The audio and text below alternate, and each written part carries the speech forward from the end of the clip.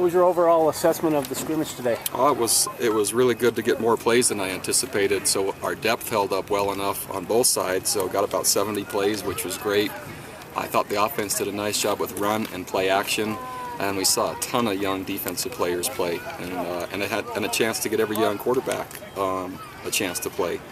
So yeah, a ton, and hopefully evaluating not only personnel, establishing depth, doing some great teaching, and then evaluating a scheme here or there. It was fairly vanilla on both sides, but yeah, for what we were hoping to accomplish, I thought it was right on, and we only had one rolled ankle, so came out of it healthy too, and kept older players out, and they were doing a nice job encouraging younger guys, so yeah, I think it was right on. Was the ankle spring him? Yeah, same one that he just did. Okay. Any of those young quarterbacks catch your eye? Man, you know, I wasn't paying as much attention, other than I don't think there was much difference. I was hoping to allow them to play long enough, but you know, I'm not nearly as precise in evaluating quarterback play. Coach Doman will do that off the film, but it was nice to get them all some work. Do you get the sense you'll be better prepared to run the ball to start the season than last season? I think so. I mean, the number of running backs alone and the nature of who they are. And so when you add Yona Pritchard and David Foote, the type of backs those are, kind of big, physical, drag you down backs, and then with Michael Lisa, there's some of that, but also some burst, and then you look at complements with Hine and Jamal, so there's kind of another element there.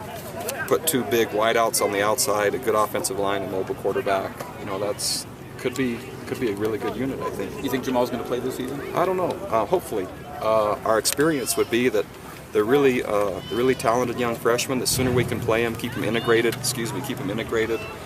Traveling with us, etc. The more they mature, the more they kind of learn how we do things. So that'll be the plan right now. You know, how, we're not sure yet. How do you think he played today? I liked it. You know, you saw what I saw, just some ability, and he's fun to watch, and he catches the ball well, but he also can break a tackle and run around you. Did Pritchard cross your mind much as a year ago? He did. And in fact, in our staff meeting this morning, some of the coaches wanted live special teams, and I basically said I've learned that lesson.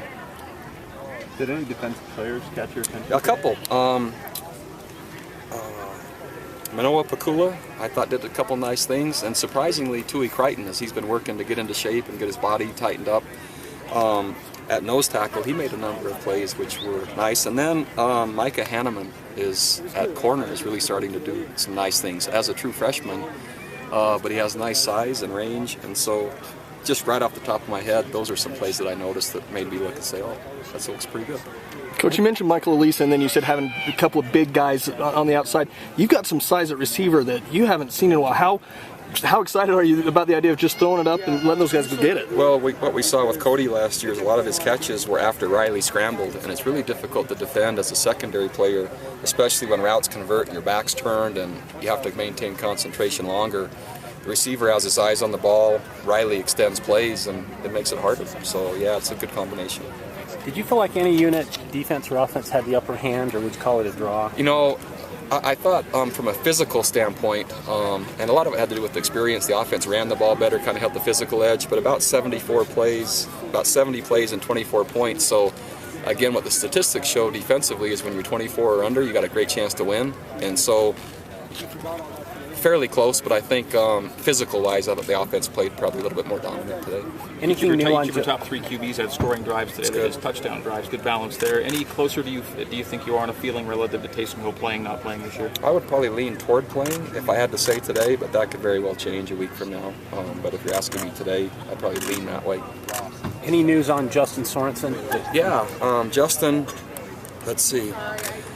Man, I don't know how specific I can be. There's, well, I'll just say it. There's a nerve. I think a nerve block is what they're going to do this morning, but they anticipate him being ready still for Washington State. So kind of what I shared with you yesterday. There'll be a protocol for him to kick and rehab to get ready, but I don't think it's severe as what everyone thought it might be. And again, I've been consistent all along. We think he'll be ready for the first game. Is this kind of a medication issue? Could you treat it medically? I think so. And it's not my expertise. You know, you go to Jeff for more information, but again, nothing's planned with our expectations for him the first game. You know when you want to do another one of these scrimmages? Probably Tuesday-ish of next week, I would guess. We'll see how this week finishes. All right, thanks guys.